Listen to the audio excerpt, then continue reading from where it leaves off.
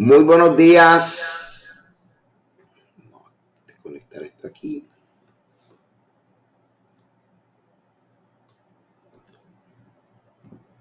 Muy buenos días, mis amados. Este es tu hermano Pastor Walter Agosto y hoy voy a estar sustituyendo a mi hermano Rico Cortés en la enseñanza semanal de metodología. Así que espero que puedan disfrutar esta enseñanza y que, como siempre, juntos podamos seguir aprendiendo. Faltan unos 2 minutos para comenzar, así que vamos a darle esos 2 minutos y mientras tanto usted puede ir compartiendo el enlace e ir invitando a los demás compañeros para ya dar comienzo a la clase de hoy, donde vamos a estar cubriendo el capítulo 3 de los Hechos. Así que vamos a esperar unos minutitos. Digo unos minutitos, no, ya ahora 1 minuto nada más. Y rápidamente vamos a comenzar.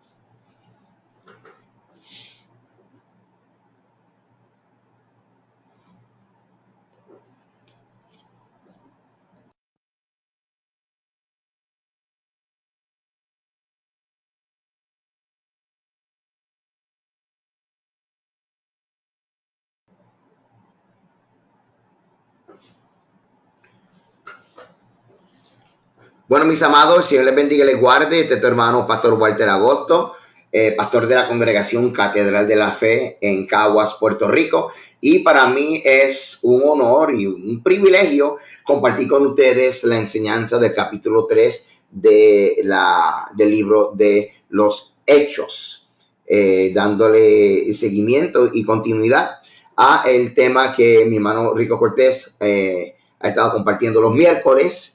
Hoy estaremos trabajando este capítulo 3, esta es mi asignación, tratando de cubrir a mi hermano Rico Cortés y tratando de utilizar sus zapatos que me quedan demasiado grandes, pero vamos a aprender juntos y vamos a darle gracias al Eterno por la oportunidad que Él nos da de compartir su bendita Torah.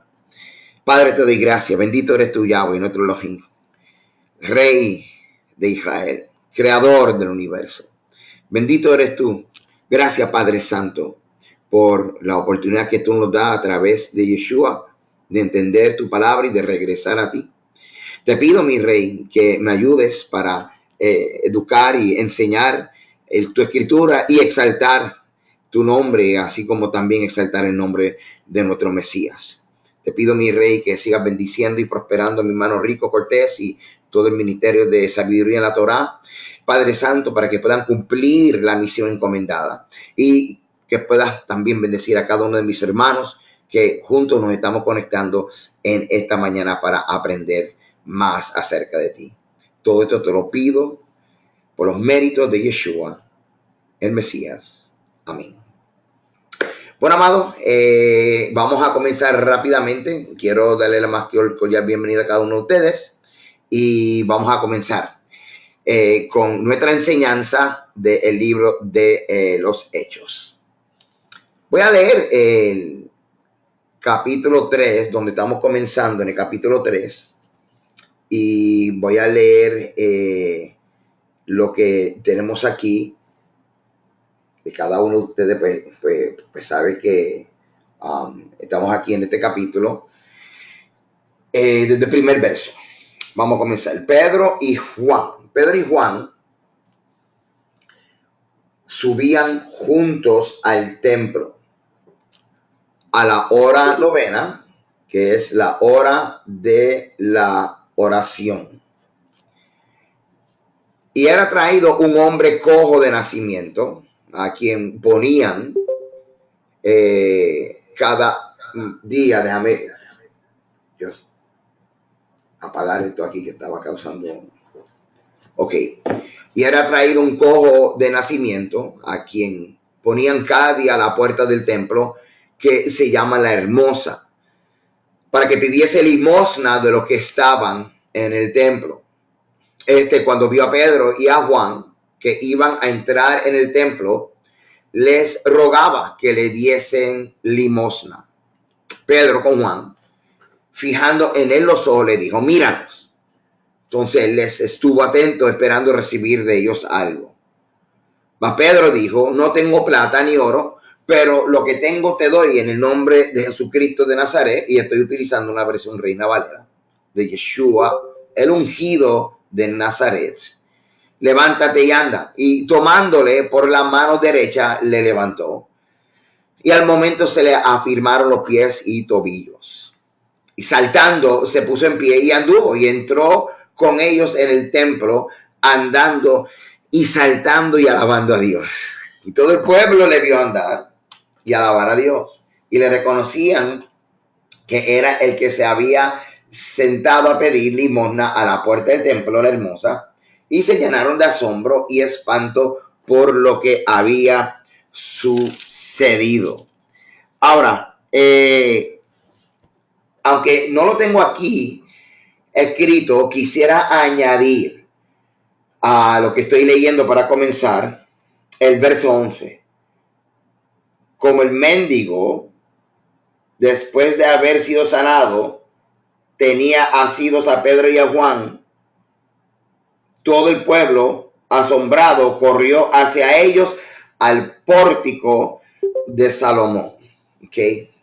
Con estos primeros 11 versos, vamos a poder comenzar y vamos a enseñar algo sumamente interesante. Ahora bien, cuando hablamos acerca de el libro de los Hechos, como cualquier otra parte del Nuevo Testamento, nos vamos a percatar de algunas líneas o versos que nos van a hablar acerca de áreas del templo. Y esto una vez más nos confirma la importancia de nosotros conocer el templo, conocer los edificios, poder reconocer los nombres, poder reconocer, en fin, la geografía general de Israel, específicamente Jerusalén, que es lo que el trasfondo de las cartas de los evangelios, básicamente. Ahora, si están pendientes aquí al PowerPoint, estoy enseñándoles aquí un modelo donde podemos ver, mirando desde el este hacia el oeste, podemos ver un modelo del templo y sugiriendo dos lugares para el nombre de La Hermosa. Una es la entrada principal a lo que conocemos como la corte o el atrio de las mujeres, y el otro es lo que se llama la puerta de Nicanor. Ha habido un debate, ¿verdad?, acerca de cuál de estas dos puertas fue la que relata el capítulo 3 de el capítulo 3 del libro de los Hechos. Esto es bien importante, hermano, porque queremos ubicarnos. literalmente queremos ubicarnos, y cuando nos ubicamos, nosotros podemos tener una comprensión más dimensional del escrito. Entonces, ¿qué pasa? Cuando hablamos acerca de esta enseñanza, estamos hablando una vez más, confirmando la importancia del templo. Ahora,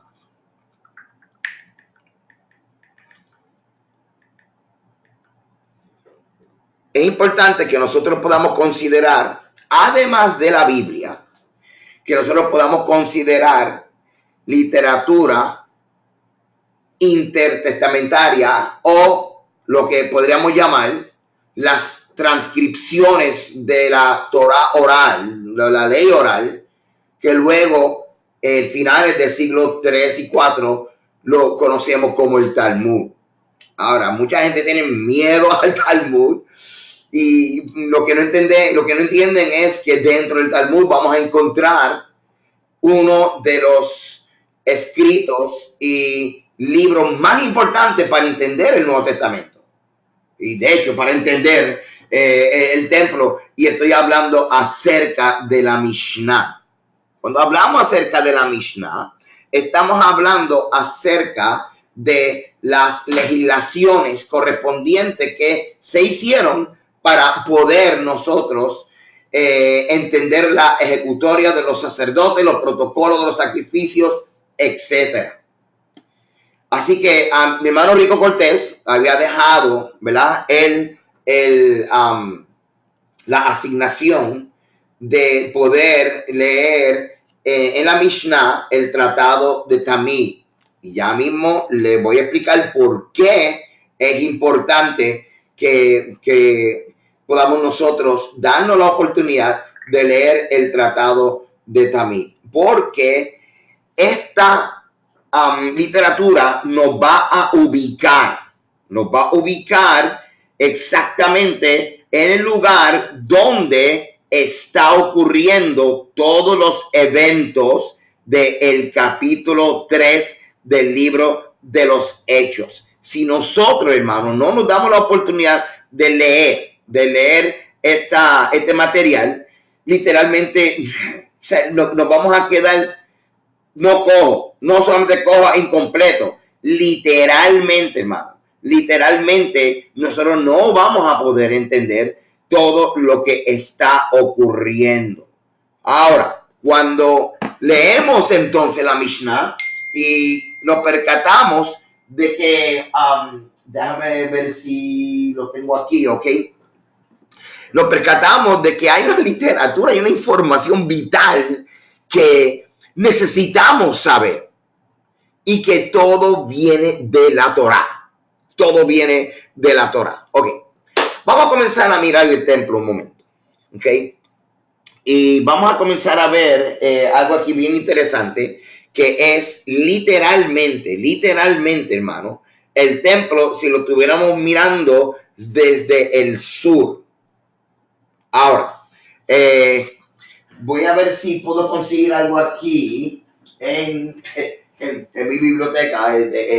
Estamos aquí en vivo, ¿ok?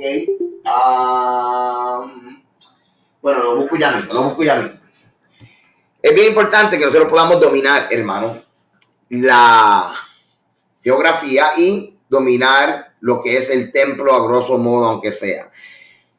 Miren la parte sur. Esta parte sur, estas son las escaleras que te dan acceso a los atrios del templo. Si usted estuviera subiendo por el sur, entiéndese, lo que se llama la ciudad de David. La ciudad de David. Estos accesos del sur es lo que se le llama Huldah Gates, o las puertas de Huldah. Y al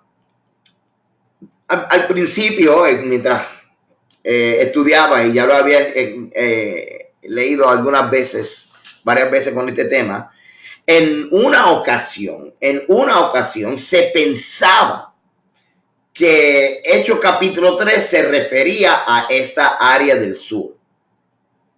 ¿Okay? Luego el debate siguió debilitándose y pasó el debate a la parte de la entrada del este, literal, que es el otro círculo que tenemos, a lo que se llama el atrio de las mujeres. Así que por eso es que tengo aquí estos dos círculos. El que está a mi mano izquierda, a tu mano izquierda, es los Hulda Gates. Y si usted estuviera subiendo desde la ciudad de David en los días de peregrinaje, por ejemplo, en Pesach, en Shavuot o durante la temporada de Sukkot, usted estuviera subiendo y entrando al atrio, subiendo por la ciudad de David y entrando por estos escalones. Ahora bien, ahí pues no se aprecia tanto de los detalles, pero habían unas piscinas ceremoniales o una mikvah donde la gente entonces hacía inmersión antes de subir a otros niveles de los atrios del templo. Aquí estamos viendo una imagen donde nos permite ver, mirando desde el oeste hacia el este, el templo, y específicamente estamos viendo aquí lo que son las escaleras que dan acceso a los Hulda Gates o las puertas de Hulda. Simplemente le estoy dando esto para que puedan tener una idea de porque nos estamos ubicando aquí en el templo. Lo que usted ve al fondo es entonces el Monte de los Olivos. Ahora bien, una vez más, estoy trayéndole todos estos mapas, hermano. Todos estos mapas para que usted pueda ubicarse.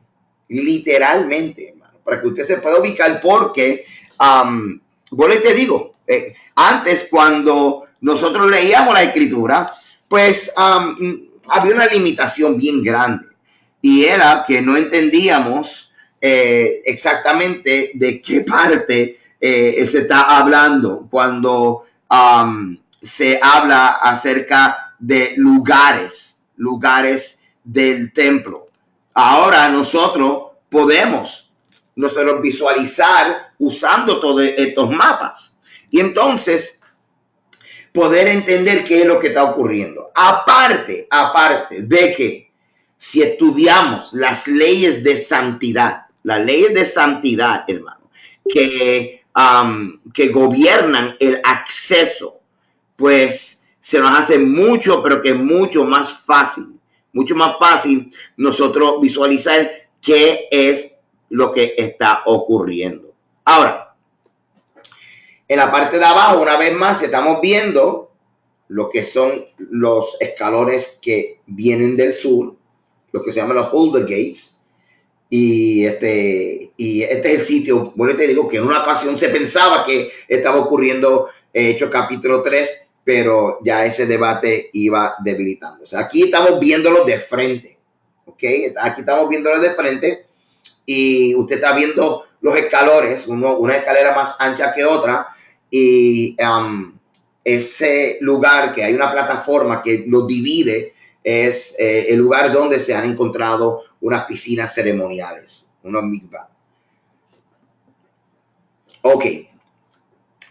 Así que muchos piensan que el nombre de la hermosa o beautiful se le pudo haber adjudicado, una vez más, como le estoy diciendo, a este acceso del sur. Pues porque la gran mayoría de la gente, cuando entraba a los atrios, entraban por aquí.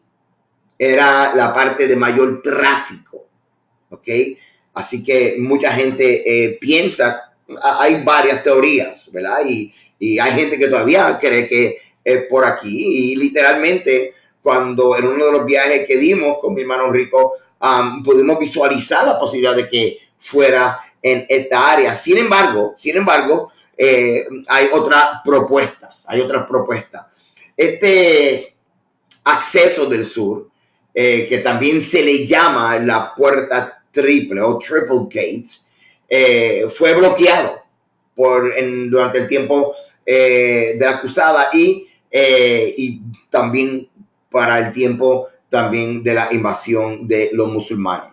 Ahora, bien interesante, hermano, bien interesante que nosotros podamos visualizar la actividad que está ocurriendo durante las fiestas, incluyendo esta esquina de la parte suroeste del templo, donde hay una escalera que da acceso, otra vez un arco, ¿okay? Una escalera y arco que da acceso también al templo. Ese lugar es lo que se llama el Arco de Robinson. Bien interesante porque si usted ve el Arco de Robinson y sube hasta la esquina de esa pared, ahí es donde había uno de los oficiales del templo y uno de los levitas tocando trompeta o shofar durante el día y específicamente en el viernes. Ahora, ¿por qué el viernes estaba ese trompetista sonando las alarmas? Porque habían unos toques muy particulares, específicamente eran 6, y era anunciando la transición de el viernes a el día sagrado del séptimo día, el Shabbat. Bien interesante, y la Mishnah lo menciona, hermano. La Mishnah lo menciona, tengo una de las enseñanzas y donde traigo más detalles acerca de esto. Y bien interesante porque estos 6 toques se dividían en 2 grupos de 3 y 3. El primer grupo de toques era para avisar a la gente que ya tenían que soltar todo instrumento de trabajo. Todo instrumento de trabajo lo tenían que soltar.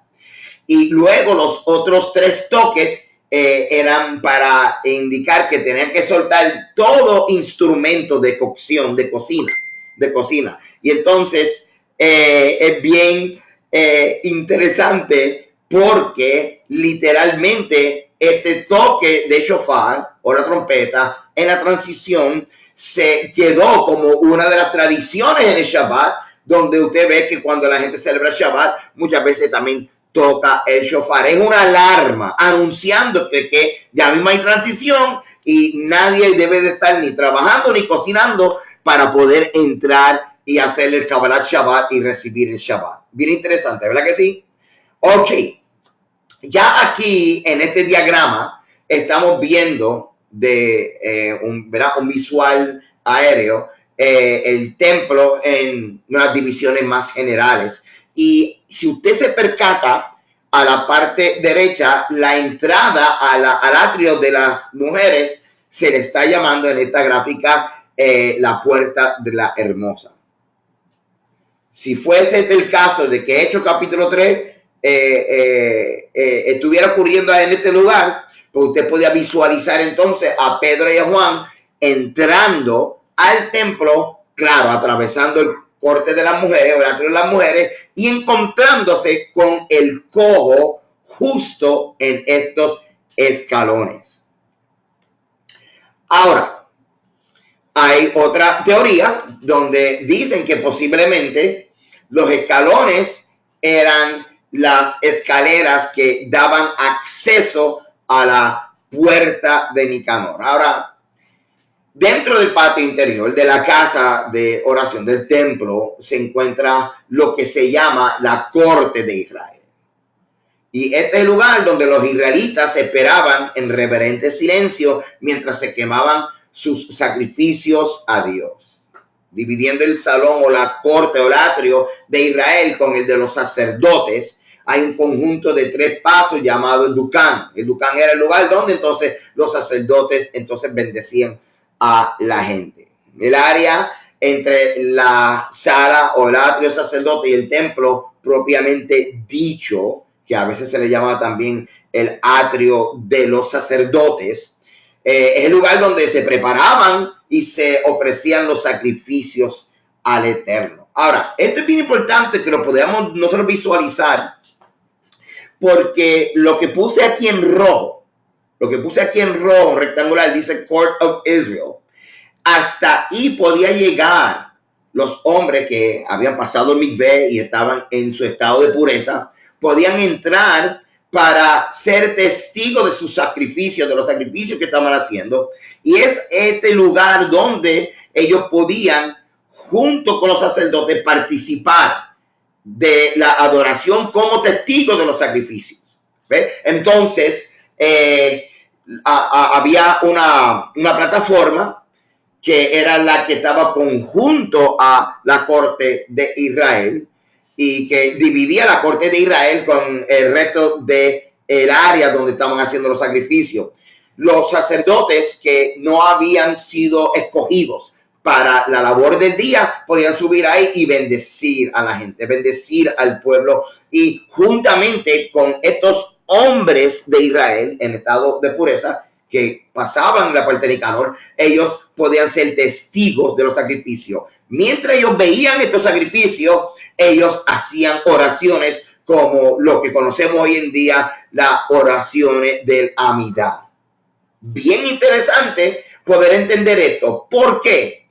Porque estas son las oraciones que Pedro y Juan estaban preparándose para hacer antes de encontrarse con el cojo. Ahora, cuando seguimos buscando, tratando de ubicar Hechos capítulo 3, era en la parte sur, la puerta de Jula, era en la entrada principal que daba acceso a la corte, al atrio de las mujeres, era la puerta de Nicanor. Aún mientras estamos investigando y buscando y tratando de descubrir qué lugar era, no perdemos la oportunidad de seguir aprendiendo y seguir así y practicando literalmente acerca de identificar los atrios del templo. Pero en la Mishnah, en mi 2.3, bien interesante, aparece una descripción de la puerta de Nicanor como la puerta donde ocurrieron milagros. Había unas leyendas, habían unos relatos que conectaban los milagros con la puerta de Nicanor, especialmente cuando fue transportada y cuando llegó a Jerusalén. Bien interesante que también había Josefo, la describía en su esplendor y lo bella que era. Pero no es que le decían a ese portón, a esa puerta de Nicanor, la hermosa, pero la describían como algo precioso, como algo bello, y también conectaban milagros a esta puerta. Así que también estas cosas pues pone a la gente a pensar si posiblemente la puerta de Nicanor es el lugar que se identifica en Hechos capítulo 3. Ahora, regresamos con un mapa más amplio de lo que es la ciudad amurallada de Jerusalén, y nos enfocamos ahora en el templo. A tu mano derecha, una vez más, y esta es la razón por la cual usted ve que donde se está identificando Beautiful Gates o puerta hermosa, hay un question mark, hay un signo de interrogación. ¿Por qué? Porque hay un debate. Y donde algunos piensan que, una vez más, que es la puerta que da acceso al atrio de las mujeres, otros piensan que es la puerta que da acceso a el área de Jerusalén. Esto es bien importante, hermano, porque nosotros estamos estudiando y en el proceso de estudiar tenemos que detenernos y ver detalles que dice la Biblia, el Nuevo Testamento, y tratar de ver si esta literatura, como la Mishnah, nos arroja luz para confirmar en esta ocasión, pues, ubicación y acción.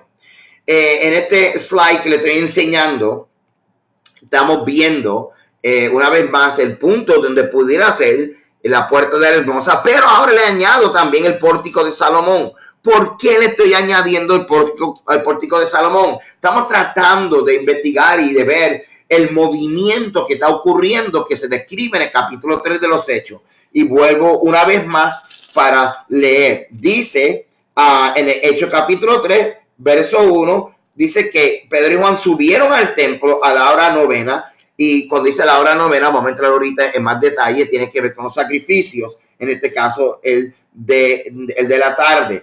Ahora, en el verso 2, identifica una puerta que se llama la hermosa. Ok, y eso es lo que tenemos ahí en este slide.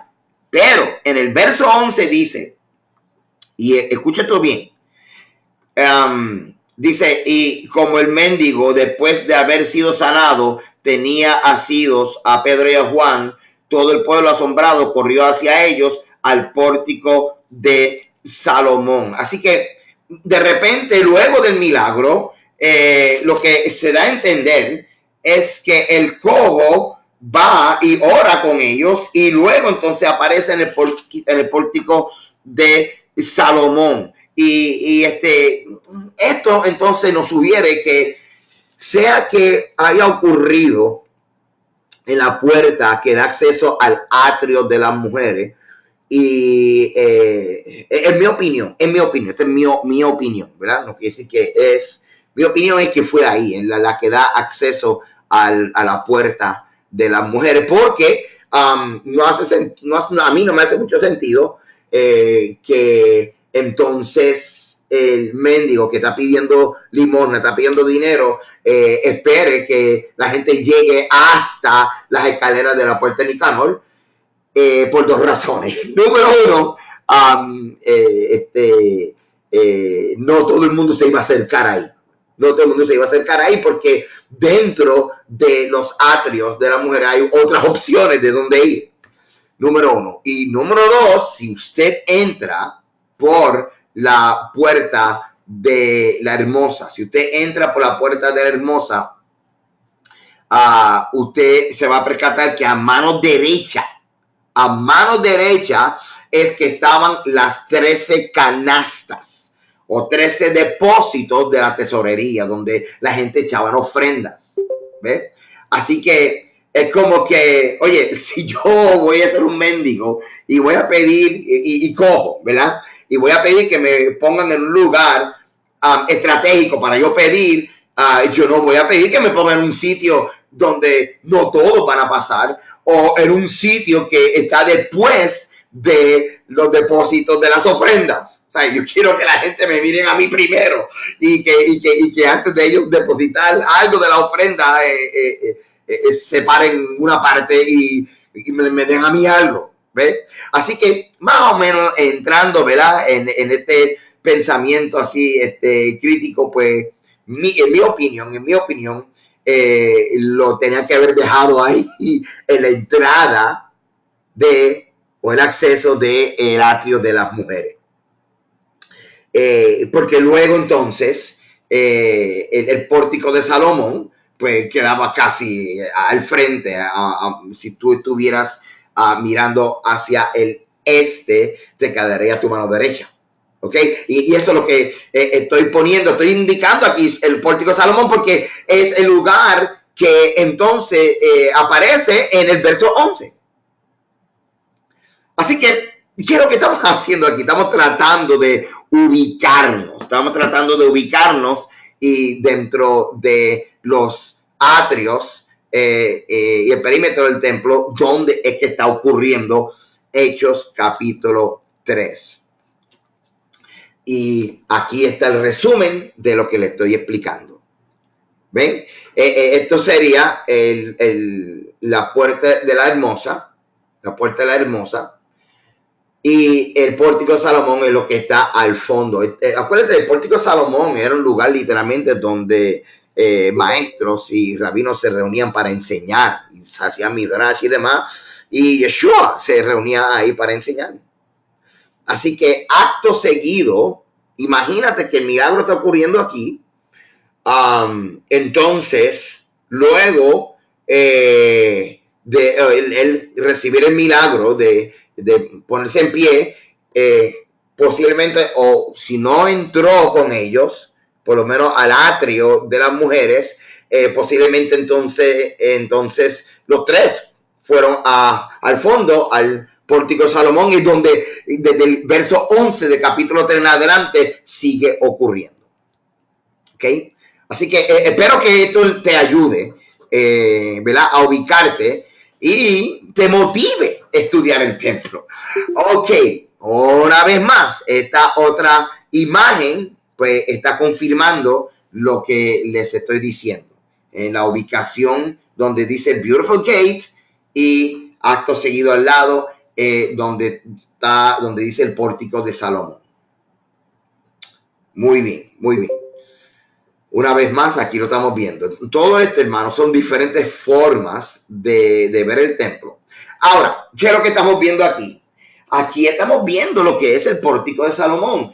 Al fondo tú vas a ver el templo. A tu mano derecha, el acceso, ¿verdad? No se ve tan bien, pero está como que detrás de una de las columnas. Pero lo que estamos viendo es la puerta de la hermosa, ¿ok? Y esa puerta de la hermosa, hermano, literalmente es la que nos ayuda a visualizar dónde ocurrió Hechos capítulo 3 y este lugar es el lugar entonces donde se reunieron. De hecho, también es el lugar donde está ocurriendo Hechos capítulo 2, lo que se llama el advenimiento del Espíritu de Dios en la celebración de Shavuot. De hecho, vean una nota bien interesante. En Hechos capítulo 3, Simón Pedro y Juan mantienen los tiempos de oración en el templo. Y Yeshua instruyó a sus discípulos a permanecer en Jerusalén hasta que recibieran el Espíritu Santo. Así que ponte a pensar que estamos trabajando con un Mesías resucitado que está dándole instrucciones a los discípulos a que continúen celebrando las fiestas. Y mucha gente, hermano, que piensan que no hay que celebrar las fiestas, pero se van a llevar una sorpresa porque ahora mismo lo que estamos viendo en Hechos capítulo 2 y 3, de hecho Hechos capítulo 1, 2 y 3, es que estamos viendo a Yeshua dándole instrucciones, Yeshua resucitado, ¿ok? El Yeshua resucitado, dando instrucciones a los discípulos a que vayan al templo. Así que ponte a pensar, y el Yeshua que estuvo resucitado con los discípulos, Hechos capítulo 1, que registra que estuvo 40 días enseñándole acerca del reino, es el mismo Yeshua que está vivo ahora. Sí, es el mismo. Así que después de la resurrección de Yeshua, él sigue enseñando la Torá, él sigue enseñando que celebran la fiesta, y específicamente estamos viendo a Juan y Pedro no solamente celebrando la celebrando fiesta, sino que estamos viendo que están yendo al templo a las horas de oración. Y eso es lo que nosotros encontramos en el capítulo 3. Y una vez más, pero ahora vamos a ver este detalle. Un día Pedro y Juan fueron al templo a la oración de la hora novena. Cuando hablamos acerca de la hora novena, estamos hablando acerca de las 3 de la tarde. Y las 3 de la tarde, entonces, es bien importante porque se le llama hora de oración, porque en ese momento se estaba haciendo un sacrificio que ya mismo vamos a entrar en más detalle. ¿Ok? Una vez más, estamos viendo aquí, hermanos, estoy trayendo todas estas imágenes para que puedas visualizar sin ninguna duda dónde posiblemente era la puerta de la hermosa y el pórtico de Salomón. Y una vez más, es tan importante en nosotros ubicarnos mientras estamos enseñando. Ahora, este artículo que yo conseguí,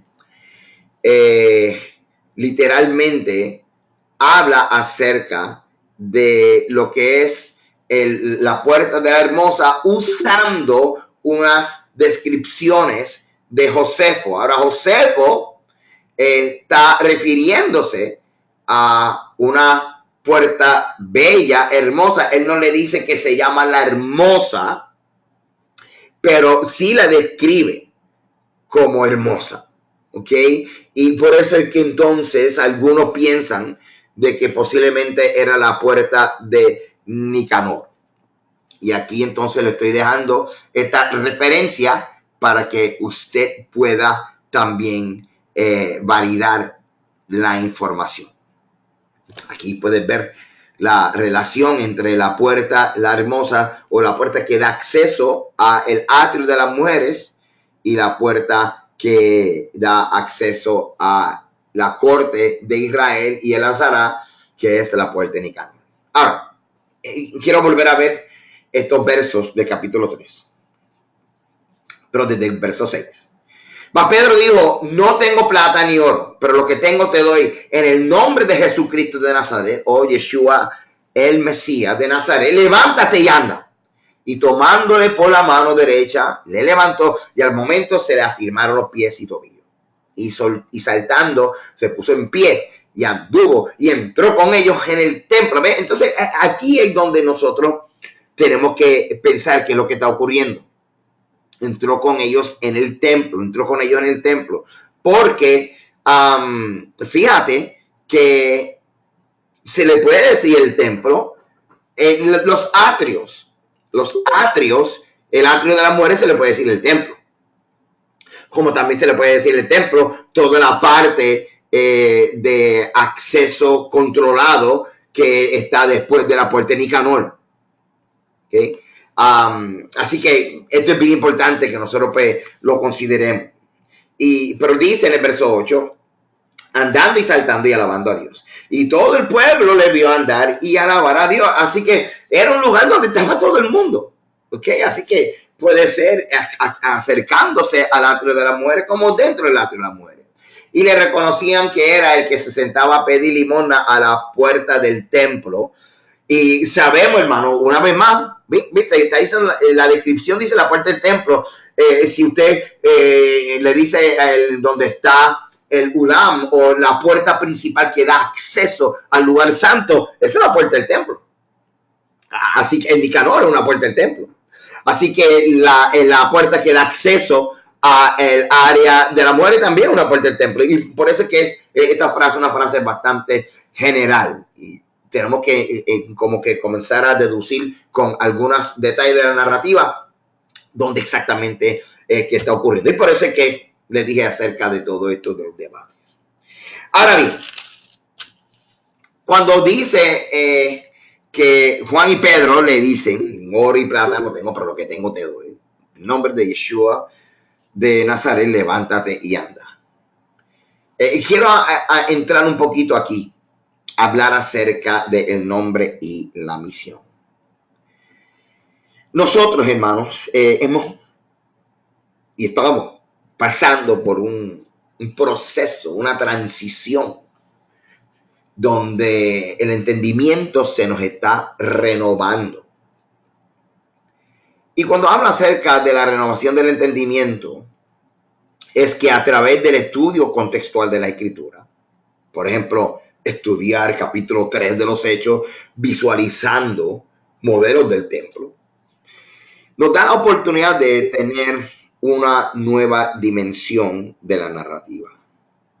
Cuando hablamos acerca del nombre de Yeshua, posiblemente tú hayas compartido la misma experiencia mía de pensar que había algo mágico en el nombre Jesús o Yeshua.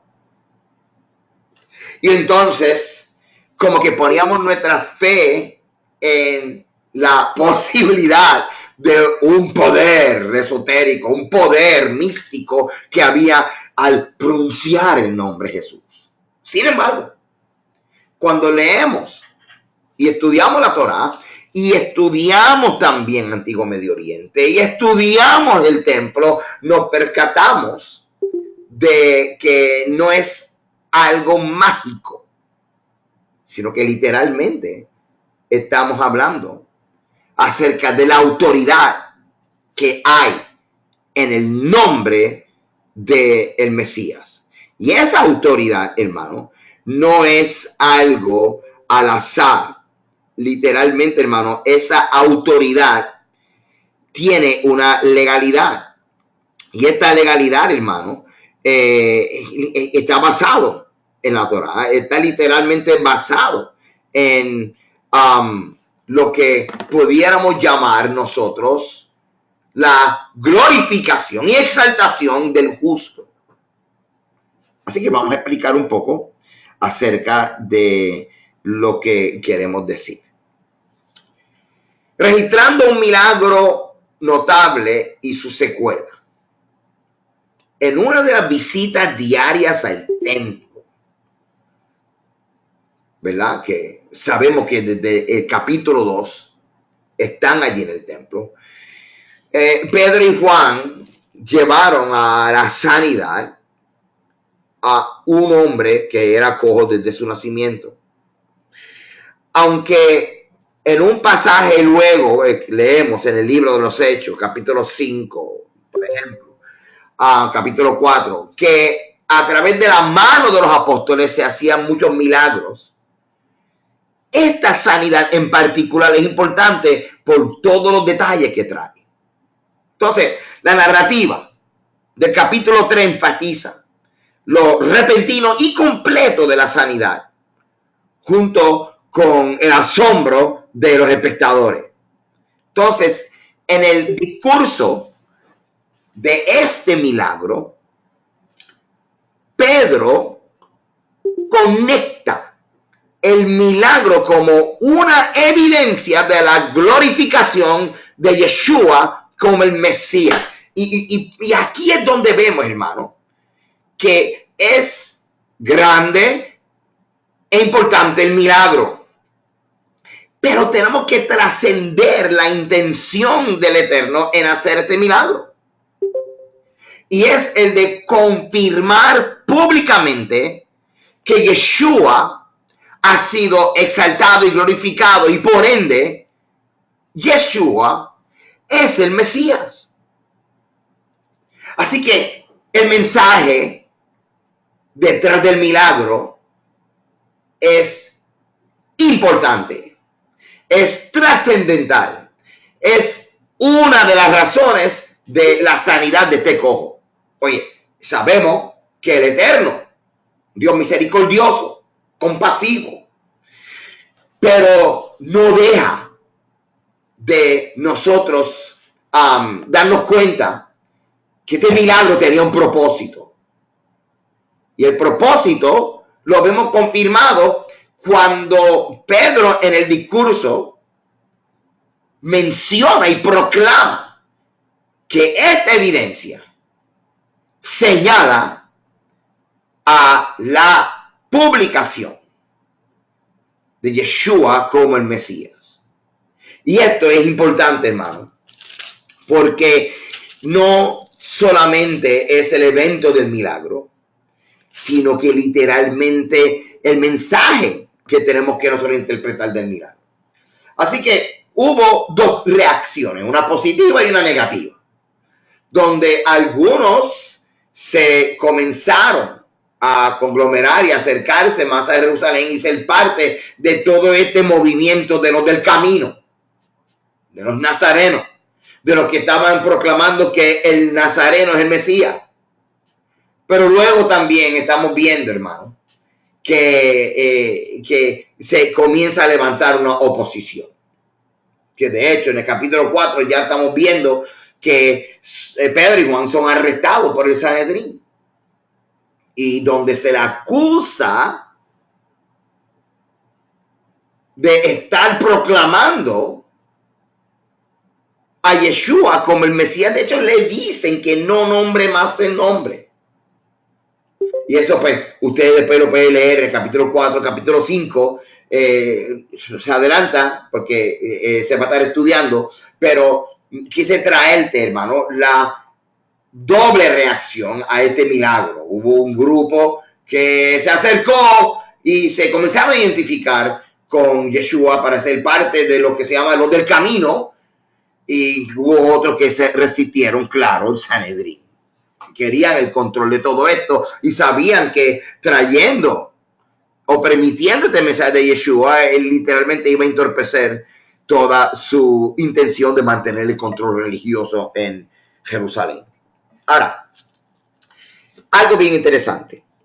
Cuando leemos Hechos capítulo 3, estamos viendo que hay un paralelismo bien interesante y es con el relato de Lucas capítulo 5. Ahora bien, y antes de entrar aquí, la tradición y, ¿verdad? Y el consenso general le atribuye, ¿verdad?, la autoría del libro de los Hechos a Lucas. Y bien interesante que lo que estamos leyendo en el capítulo 3 de los Hechos es bien parecido a un relato que hay en el Evangelio de Lucas. Y estamos hablando del capítulo 5 de Lucas, del 17 al 26. Se lo voy a leer.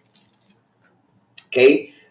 En uno de aquellos días aconteció que estaba enseñando y estaban allí sentados unos fariseos y doctores de la ley, los cuales habían llegado de toda aldea de Galilea y de Judea y de Jerusalén. Y el poder del Señor estaba con él para sanar. Entonces, este detalle que incluye Lucas es bien importante para mí. Y te voy a explicar por qué. El poder de Dios estaba sobre Yeshua para sanar. Mira, ve un momento a Hechos capítulo 10. Porque y hay una declaración de Pedro que hace eco a este verso.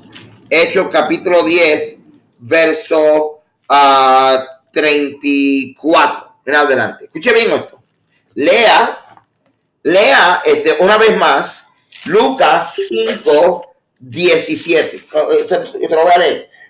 En uno de aquellos días aconteció que estaba enseñando y estaban allí sentados unos fariseos y doctores de la ley, los cuales habían llegado de toda aldea de Galilea y de Judea y de Jerusalén, y el poder del Señor estaba en él para sanar. Estaba hablando de Yeshua. El poder del Señor estaba en él para enseñar. Ahora, escuche bien lo que dice Hechos capítulo 10, verso 34 en adelante. Entonces Pedro tomó la palabra y dijo, y esto cuando él está predicándole a Cornelio y su familia: en verdad veo que Dios no hace acepción de personas, sino que acepta al que es fiel y obra rectamente de cualquier nación que sea. Dios envió a los israelitas el mensaje que anuncia la paz por Yeshua HaMashiach, el Adón de todos. Vosotros sabéis lo que se divulgó por toda Judea, empezando desde Galilea, después del bautismo que Juan predicó. Ahora escuche bien el verso 38, porque el verso 38 está totalmente alineado con Lucas 5:17. Escuche bien esto. Acerca de Yeshua de Nazaret, a quien Dios ungió con el Espíritu Santo y con poder, y que pasó haciendo el bien y sanando a todos los oprimidos por el diablo, porque Dios estaba con él. Miren qué impresionante. Donde el relato de Lucas capítulo 5 señala este detalle de que el Espíritu de Dios estaba con él, o estaba en él, como dicen algunas de las versiones, para sanar. Y entonces leemos en Hechos capítulo 10, verso 38, el autor está diciendo que el Eterno ungió con el Espíritu, ungió con poder a Yeshua para sanar. Ahora, quiero que piensen lo siguiente. Cuando Pedro oró, él oró en el nombre de Yeshua de Nazaret. Yeshua de Nazaret, en el capítulo 5 de Lucas, está vivo y ungido y hace este milagro. Pero en el libro de los Hechos estamos hablando de que se le está adjudicando el milagro Pues claro, a Yeshua, pero Yeshua físicamente no está. ¿Qué es lo que está ocurriendo aquí? ¿Qué es lo que el Eterno quiere mostrarnos a nosotros? Que el mismo Yeshua que estaba en la tierra haciendo milagros porque el Espíritu de Dios estaba con él, es el mismo Yeshua que luego de su resurrección, a través de su cuerpo, a través de lo que están creyendo en él, el ministerio de sanidad de Yeshua, el Mesías, se extiende y se manifiesta a través de estos creyentes en el Mesías, estos judíos mesiánicos. Y cuando hablo judíos mesiánicos, no me estoy refiriendo a una denominación, sino que son judíos que creen en el Mesías.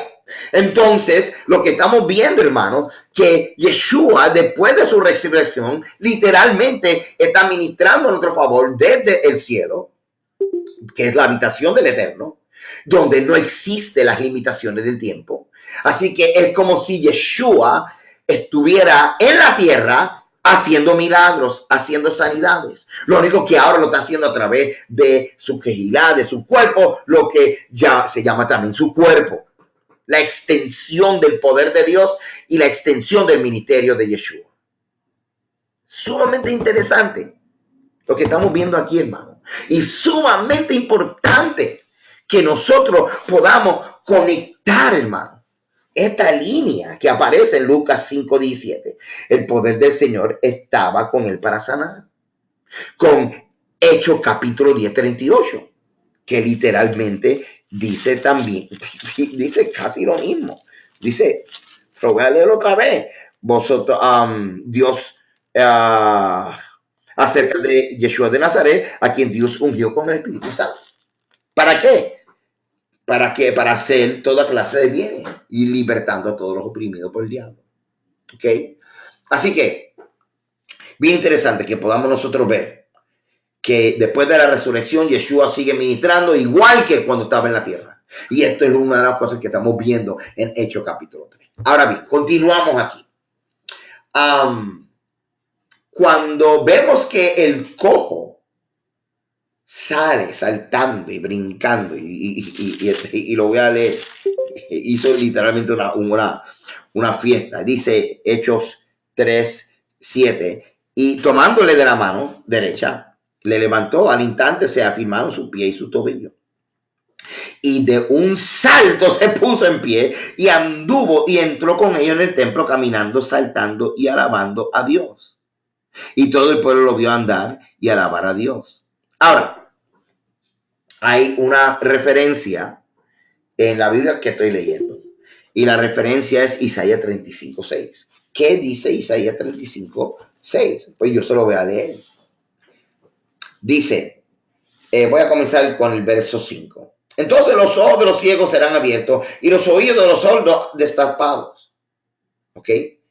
Y miren bien lo que dice en el 6.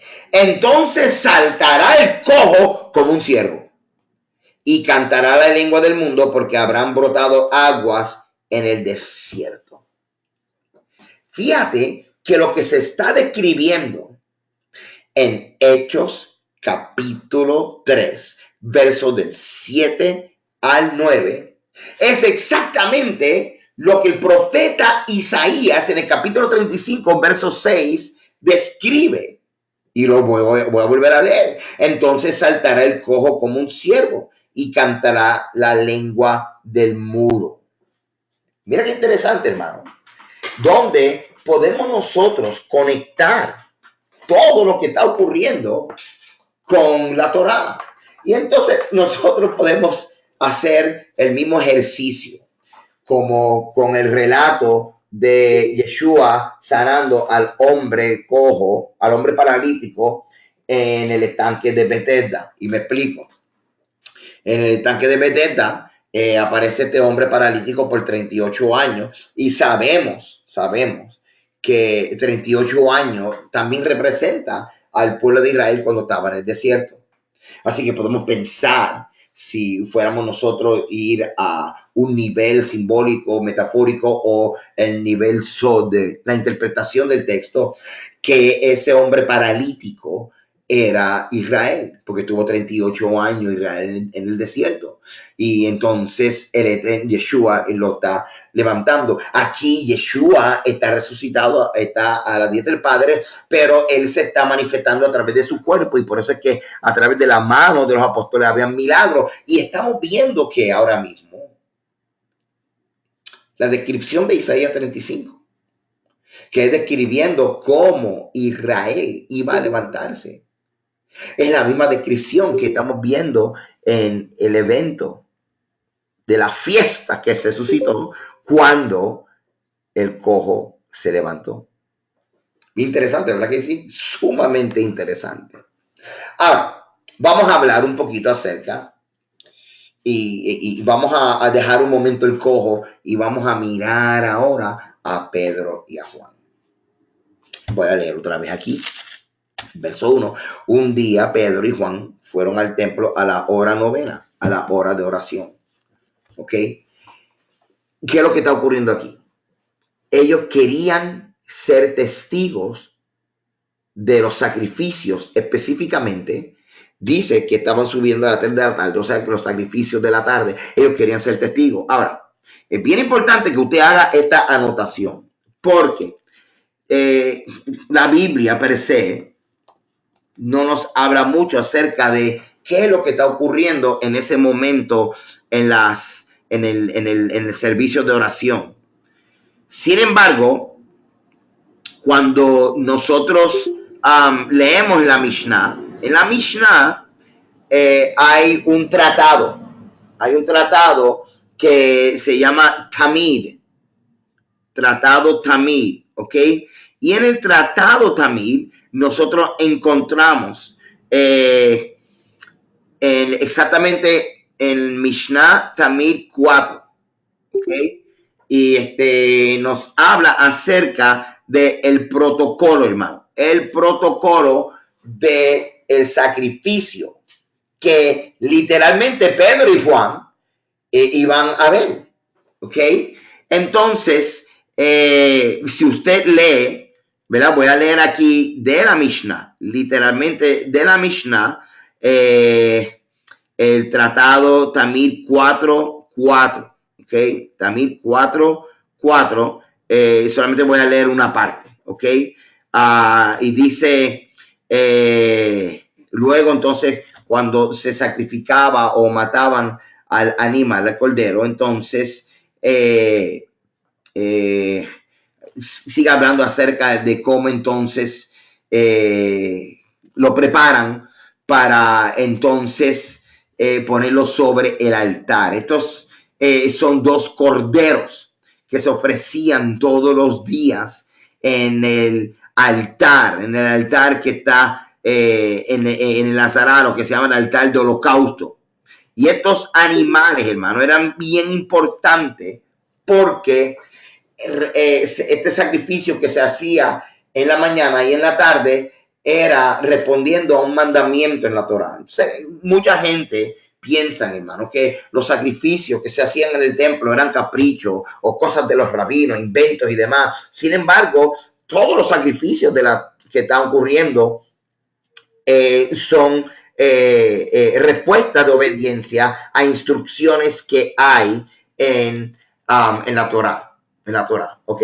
Así que ahorita voy a hablar un poquito acerca de la ofrenda o del sacrificio Tamid, que es el sacrificio que está ocurriendo mientras Juan y Pedro suben al templo. Ahora, cuando hablamos acerca del nombre de Yeshua de Nazaret, estamos hablando acerca de la persona que tiene ese nombre, y ese nombre está representando a la persona.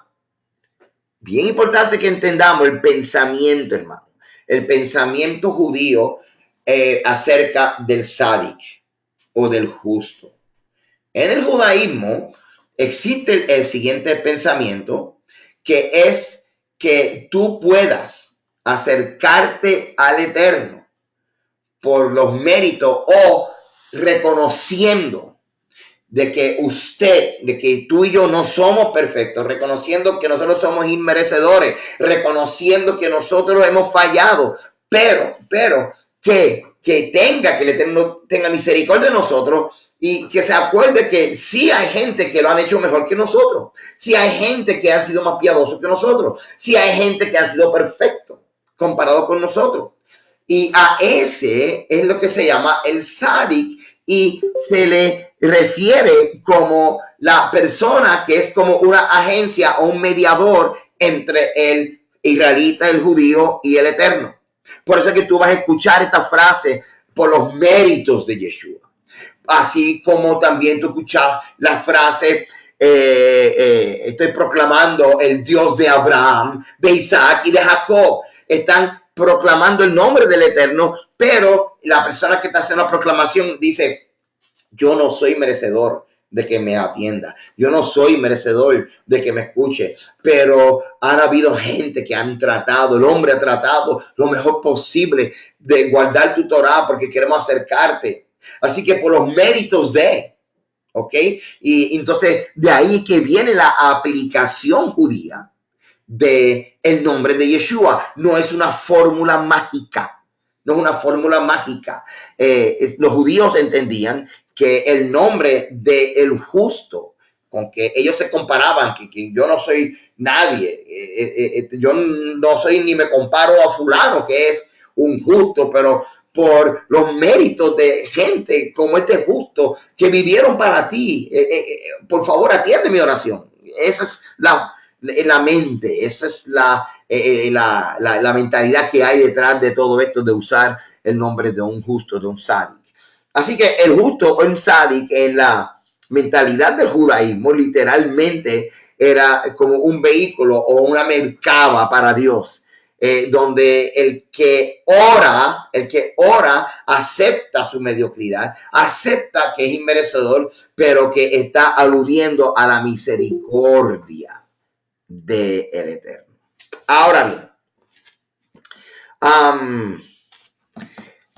tengo mucha información aquí y no quiero simplemente pasar por alto lo de la ofrenda también. Así que voy a darle a adelantar el PowerPoint y entonces hablar un poco acerca de la ofrenda también y luego entonces regresamos si no hay ningún problema con ustedes. Amén.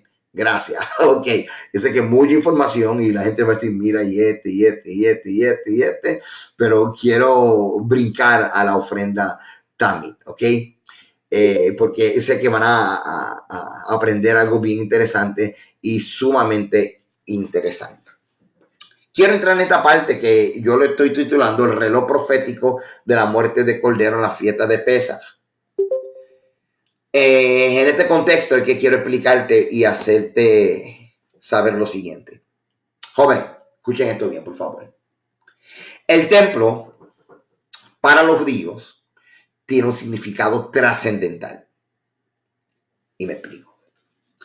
El templo era literalmente la casa del rey.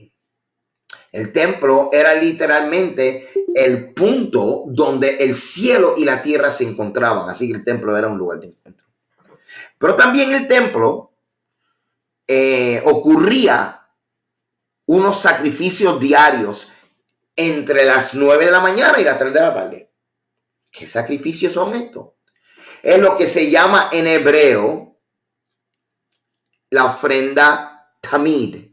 Tamid lo que quiere decir es continua, no interrumpida. Y esta ofrenda tamid comenzaba literalmente a horas de la madrugada, pero puesto sobre el altar, estamos hablando de una actividad de unas 6 horas, comenzando con las 9 y terminando a las 3. Y cuando digo terminando a las 3, a las 3 y media es que aproximadamente que ponían el otro animal. Había una instrucción de poner 2 corderos sobre el altar de holocausto. Y uno se ponía por la mañana a las 9 y el otro a las 3. Luego que se ponían los animales o el animal de las 9 de la mañana, se abrían las puertas y la oportunidad para que todo Israel que quisiera traer ofrenda y sacrificio lo pudiera hacer. Pero literalmente tenían este espacio de 6 horas solamente para hacerlo. Porque primero comenzaba con uno de 2 corderos, se sacrificaba, luego que ese primer cordero se ponía en el altar, entonces se abría la puerta para recibir los demás sacrificios y luego entonces a las 3 se detenía todo el flujo de los sacrificios hasta el próximo día y se ponía entonces cerrando el ciclo de los 6 horas otro o el segundo animal. Esta ceremonia o este protocolo que lo encontramos en la Mishnah, en el tratado Tamid, encontramos los detalles de esta ofrenda, lo que se llama la ofrenda diaria o el servicio diario. Éxodo capítulo 12, verso 5 nos habla acerca de la base de la Torá para esta ofrenda diaria. Y esto es importante, hermano, porque esta ofrenda diaria, que eran 2 corderos que se sacrificaban todos los días, literalmente servían como reloj para Israel.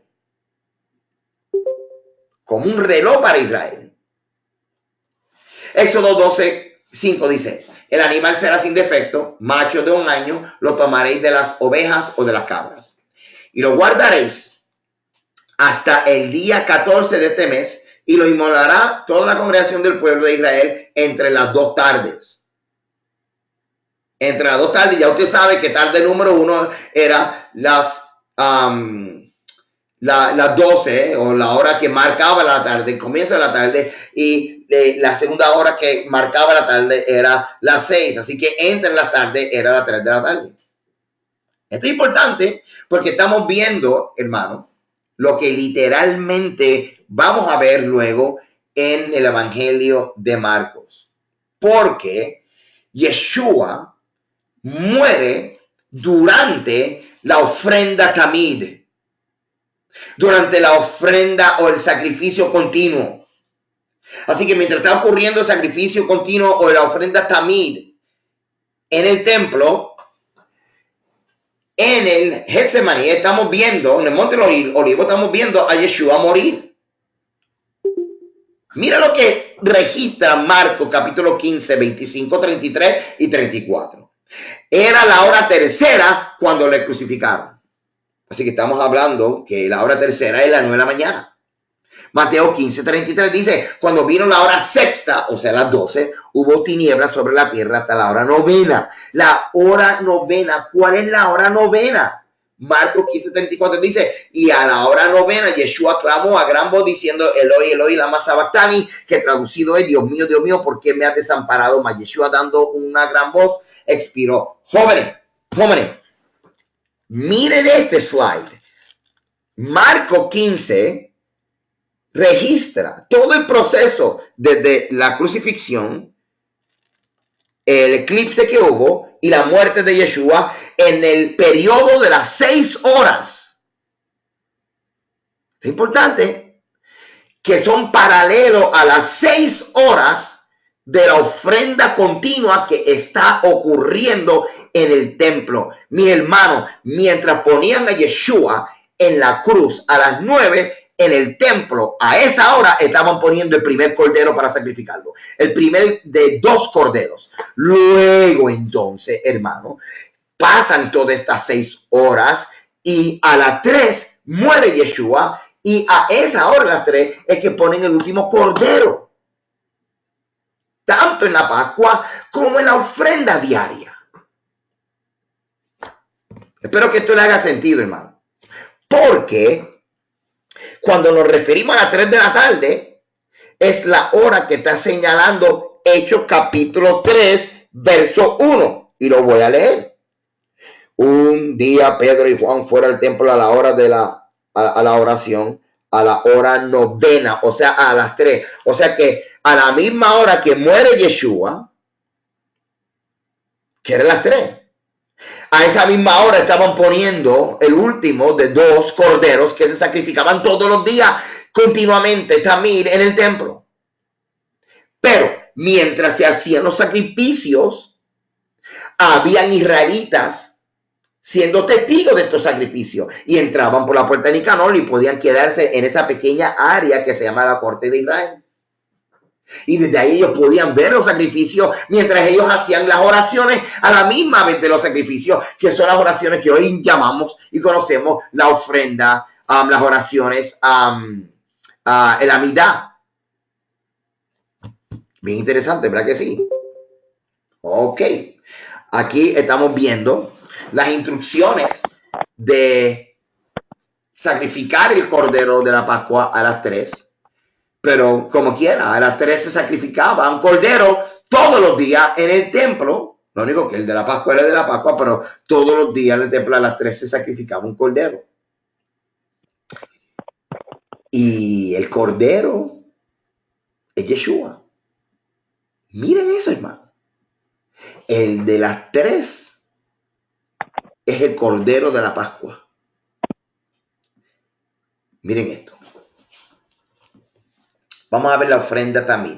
Tamid lo que significa es continuo. Ya vimos lo que es la ofrenda de cordero, que era las 3. Le introduje la ofrenda tamid, que eran 2 corderos diarios. Y lo vamos a leer ya mismo. Ahora, del libro que Rico nos recomendó, Backgrounds of Early Christianity, leemos, lo tengo aquí en inglés. Eso que está en inglés es bien importante. Ok. The tamid, the whole burnt offering, was sacrificed daily, twice daily. O sea que la ofrenda tamid era una ofrenda que se hacía, que es un sacrificio que se hacía diariamente. ¿De dónde es que sacan estas personas para estos sacerdotes para hacer estos sacrificios? De Éxodo capítulo 29, versos 38 al 42 y número 28 del 1 al 8. Vamos a buscarlo. Vamos a buscarlo aquí. Éxodo 29, 38. Éxodo 29, 38. Vamos a ver qué dice Éxodo 29, 38. Porque como quiera lo vamos a ver también aquí en los slides. Éxodo 29, 38. Ok, dice: esto es lo que ofrecerás sobre el altar continuamente. Joven, estoy leyendo Éxodo 29, 38. Y cuando dice continuamente es la palabra tamid. Esto es lo que ofrecerás sobre el altar continuamente. 2 corderos de un año cada día.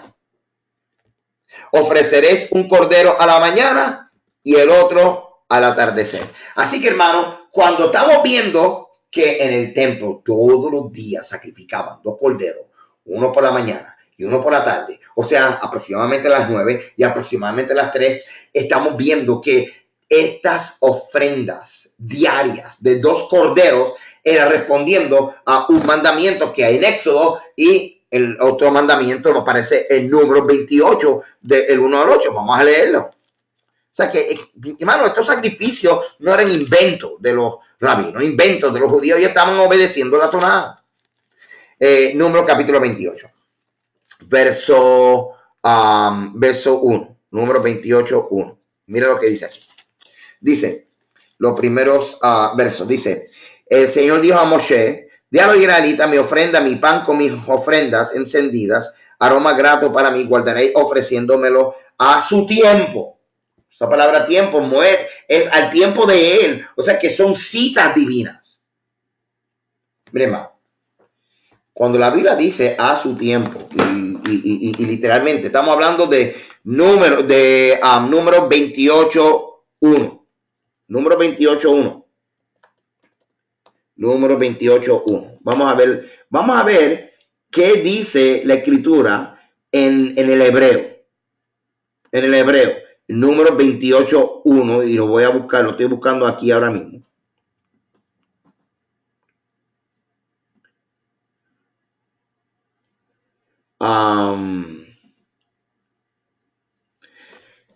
Si usted lee número 28.1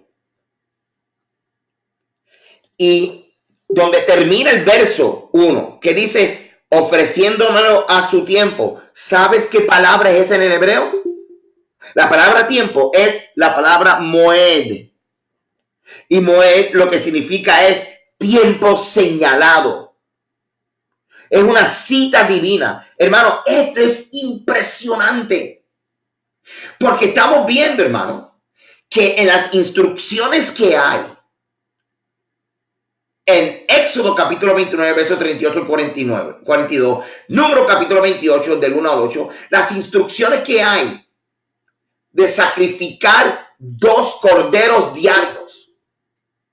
Estamos viendo que a la hora que se deben de sacrificar, se consideran moed o citas divinas. Por eso es que, hermano, que mientras se sacrificaban, la gente quería orar en ese mismo momento. La gente quería orar, la gente quería literalmente querían orar y querían presenciar el momento del sacrificio, y mientras oraban, ver a los sacerdotes sacrificar los animales. Porque era una cita divina, es un moed. Y la Mishnah nos habla acerca de cómo sacerdotes, levitas y la gente de Israel a estas horas de los sacrificios se reunían para hacer las oraciones. Ahora, como le dije en inglés, lo que conseguí está en inglés, pero te lo traduje al español, y como este PowerPoint ustedes van a tener acceso a él. Esta ofrenda también, o sea, la ofrenda de holocausto, del todo quemado continuo, se ofrecían 2 veces, según lo que te acabo de decir en Éxodo y en Números. La Mishnah registra que los laicos de la comunidad, o sea, los sacerdotes y los levitas, vinieron para su turno de servicio en el templo, se reunían en el momento de la oración, y justo ahí, mientras se sacrificaba los 2 corderos, ellos hacían las oraciones. En el templo, todos los días, esta ofrenda de sacrificio también eran 2 corderos, uno en la mañana, en la que se iniciaba el servicio, y uno en la tarde, en el que se concluía el servicio. Entre los 2 sacrificios ofrecidos por los individuos eran llevados entonces las ofrendas voluntarias, los holocaustos, las ofrendas de paz. Y de verdad que esto es impresionante, hermano, porque 6 es el número del hombre. Entonces habían 6 horas para que los israelitas pudiesen presentar sus ofrendas, justo en medio de los 2 sacrificios de los corderos. Los 2 corderos de un holocausto continuo se ofrecen a horas establecidas, crean una estructura para el resto de los servicios del templo en Israel. Este era conocido como el servicio o el sacrificio continuo, tamid, que consistía en sacrificar 2 corderos al día, uno en la mañana y uno en la tarde. Ahora, según la Torá y literatura intertestamentaria judía como la Mishnah, el Talmud, este sacrificio diario se hacía en la mañana, o sea, a la 3ª hora, y el sacrificio de la tarde a la 9ª hora. Y aquí esta gráfica que te estoy enseñando, hermano, es basado en información de la Mishnah, que nos sugiere las horas aproximadas en que ponían los 2 animales. ¿Por qué era importante estos 2 animales todos los días a las 9 de la 3, a las 9 de la 3, a las 9? ¿Por qué? Porque era un mandato para que el fuego no se apagara. Era un mandato de que 2 veces al día se pusieran estos animales, estos corderos, que claro está, era un mandato, según Éxodo y Números, de 2 sacrificios diarios, uno a las 9 aproximadamente, uno a las 3 aproximadamente, pero para Pesaj, a las 3 era donde entonces se terminaba todos los sacrificios, que coincidía como quiera para el sacrificio de Pesaj con el último animal del Tamid ese día. ¿Ok? Así que en el servicio de la mañana, el primer cordero Tamid era sacrificado a las 9, cuando las puertas del Nicanor ya se abrían para dejar entrar a la gente, y las puertas del santuario sagrado se abrían para que los sacerdotes pudieran entrar. Ahora, antes del sacrificio del cordero también de la mañana, se quemaba incienso en el altar. Incienso, entonces, en la práctica, sin el templo y con el templo, es lo que se llama la ofrenda quemado o las oraciones. Hermano, de aquí es que los judíos sacan lo que son las oraciones saharit, que son el de la mañana, y la mejá, que son los de por la tarde. Hermano, esto es importante que nosotros podamos conectar las oraciones diarias con los servicios de sacrificio diarios que se hacían en el templo. Importante, hermano, porque una vez más nos confirmamos por qué tenemos que estudiar el templo. En el servicio de la tarde del segundo cordero era a las 3 de la tarde. A esta hora era que Juan y Pedro estaban subiendo al templo. Justo después de que la víctima era colocada en el fuego del altar, el sacerdote en el santuario también quemaba incienso en el altar de incienso.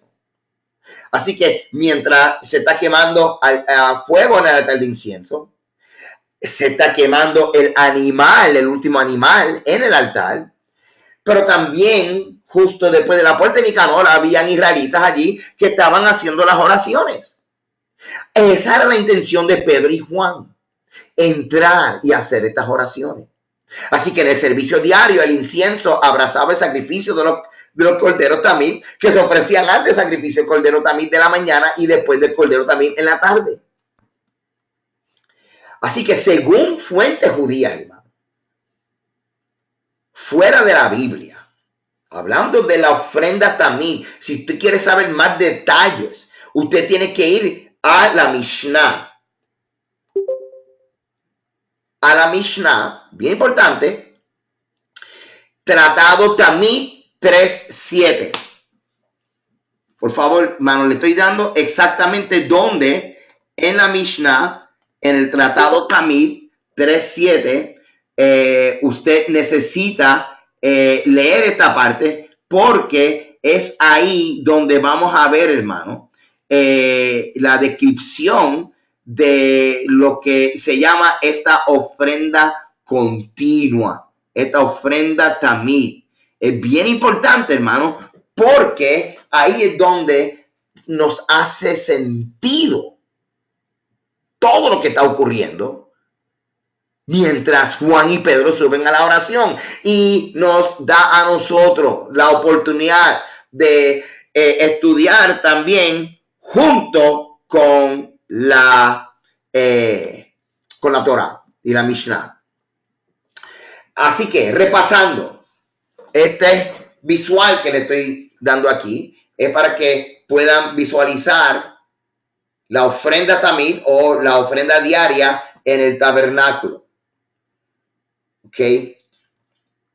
Vamos a leer una vez más Éxodo capítulo 29, 38 en adelante, para que vea los detalles que se están considerando en la Mishnah y se están considerando en el templo para ejecutar la orden o el mandato que aparece en Éxodo 29 y el número 28. Perdón. Esto es lo que ofrecerá sobre el altar: 2 corderos de 1 año cada día continuamente. Eso significa tamid. Ofrecerás uno de los corderos por la mañana y el otro cordero ofrecerás a la caída de la tarde. ¿Ok? Así que había un intervalo de tiempo para traer estas ofrendas diarias. Esto es lo que se llama el servicio diario, porque son ofrendas diarias, porque es un mandamiento de traer 2 corderos todos los días. Número 28:1. Así lo dice. Habló Yahweh a Moisés diciendo: manda a los hijos de Israel y dile: mi ofrenda, mi pan con mis ofrendas encendidas en olor grato a mí guardaréis, ofreciéndomelo a su tiempo. Y esa línea, hermano, a su tiempo es vital, porque nos está diciendo que este mandamiento está introduciendo una cita divina, y aquí es donde los judíos oran por la mañana y por la tarde, continuando la costumbre de obedecer este mandamiento que está conectado al servicio del templo. Hermano, yo espero que esto le haga sentido, porque no solamente estamos viendo al pueblo judío, a los levitas, obedeciendo el mandamiento de Éxodo que acabamos de leer y de números, sino que también estamos viendo el contexto del sacrificio de Yeshua. Joven, el contexto del sacrificio de Yeshua en el templo es la ofrenda tamid. Y por eso es importante que usted lo lea en la Mishnah. Y el contexto de Hechos capítulo 3 es la ofrenda tamid, donde se está presentando aquí las horas de oración. Y aquí en este slide te estoy poniendo las tres cosas: la ofrenda tamid, las horas de oración y el sacrificio de Yeshua. Yo espero, hermano, que esto sea una bendición. Yo espero, hermano, que esto le haga sentido, porque esto es apenas algo que podemos aprender. La tradición judía antigua establece que las 18 bendiciones, o sea, la mitad, fueron las oraciones durante este tiempo de sacrificio entre las 9 y las 3. ¿Qué te parece? Y mire, hermano, yo le digo algo. A veces la gente critica los protocolos, critica las oraciones. Eso son cosas judías, eso parecen cosas católicas, pero por no estudiar el templo, por no estudiar la Torah, por no estudiar la Mishnah, se está perdiendo todo el contexto que hace que lo que por costumbre y tradición los judíos hacen, y nosotros no entendemos. Nos gusta criticar y señalar y decir, esos son los judíos, esas son cosas judías, yo soy libre, pero oye, hermano, estamos hablando de estructura, estamos hablando de un horario que incluye citas divinas. Porque entonces a las 9, a las 3 era lo que se llama a su tiempo, que son moed, que son citas divinas, y no podían fallar. A las 9 y a las 3 se tenía que poner estos dos corderos. Interesante, ¿verdad? Vamos a repasar algunas oraciones, algunas líneas de oración, de la oración de la Amida. Porque mientras Yeshua moría, se estaban sacrificando estos dos corderos en el templo. Mientras se sacrificaban los corderos en el templo, había gente como Juan y Pedro subiendo al templo a orar. Así que la pregunta es, ¿qué era lo que estaban orando? Vamos a ver qué era lo que estaban orando, y vamos a ver si lo que estaban orando de la Amidad se conecta con Yeshua. Según la tradición judía, a las 9 y a las 3 estos judíos iban al templo, y mientras se hacían los sacrificios, oraban en la Amidad. Por ejemplo, de las 18 bendiciones, mira lo que dice la séptima. Voy a escoger alguna nada más. Y ellos decían literalmente, porque estas porciones de la Amidad: mire nuestra aflicción y defienda nuestra causa. Redímenos rápidamente por su nombre, porque ustedes son un gran redentor. Bendito eres tú, oh Señor, el redentor de Israel. Esto es una traducción de el Amidad. A ver si lo tengo aquí. Ok. Y así que literalmente, hermano, esto es de verdad, hermano, esto es impresionante, y yo jamás pensé que yo iba a tener la oportunidad de por lo menos entender un poco esto.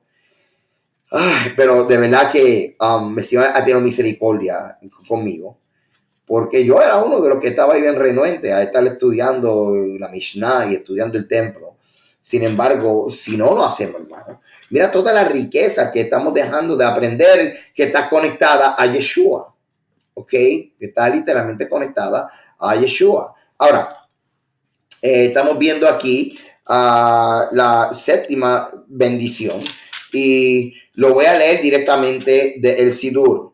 Por favor, mira nuestra aflicción y pelea nuestras ofrendas, y apresúrate a redimirnos con una redención completa por causa de tu nombre, pues tú eres el Dios que redime poderosamente. Bendito eres tú, eterno redentor de Israel. Hermano, esta séptima bendición de la Amidad lo estaban diciendo, hermano, mientras Yeshua moría en la cruz.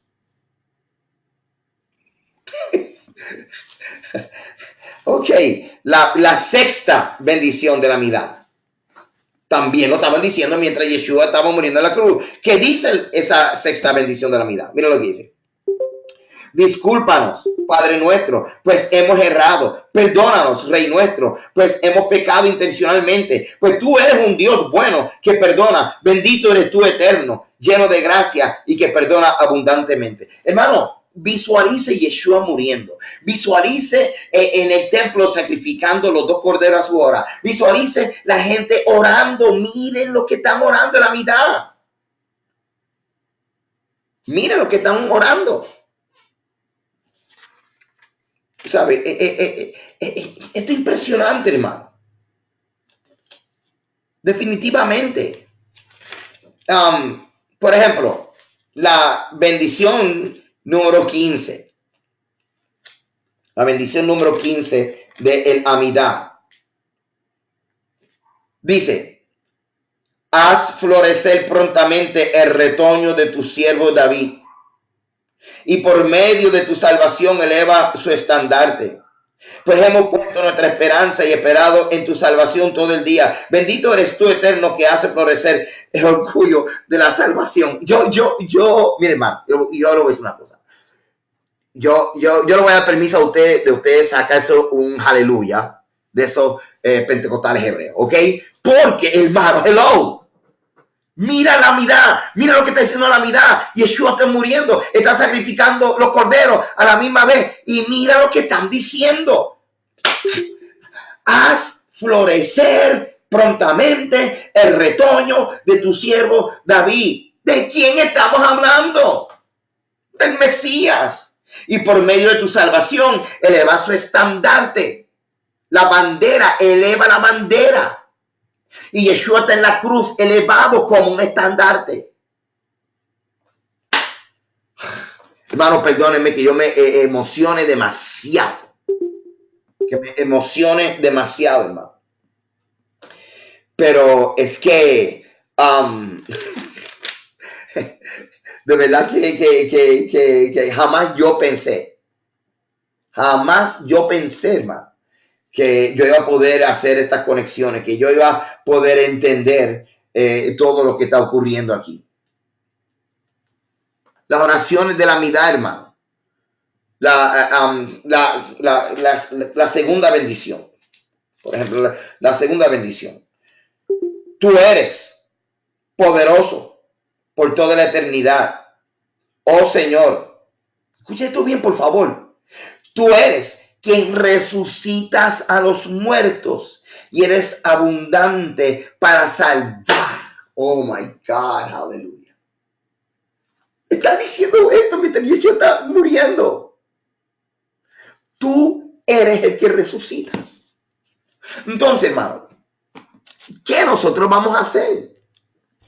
Este es el contexto de las oraciones del primer siglo.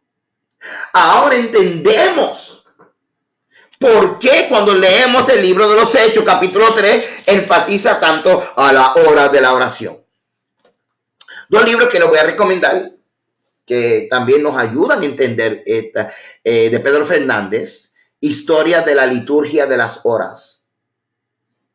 Y In the Shadow of the Temple, Jewish Influence on Early Christianity. Bien interesante. Hay un documento de primer siglo que se llama el Didache. Es uno de los documentos eclesiales más antiguos y nos dice que a finales del siglo I, los cristianos, y estoy citando la literatura, sabemos que eran los del camino, hacían oración en la mañana, al mediodía y en la tarde, lo que se llama la liturgia de las horas. Y aquí tengo este documento que se refiere a la práctica que hacían los creyentes del primer siglo, donde literalmente dice que oraban y cantaban himnos a las 9, a las 12 y a las 3.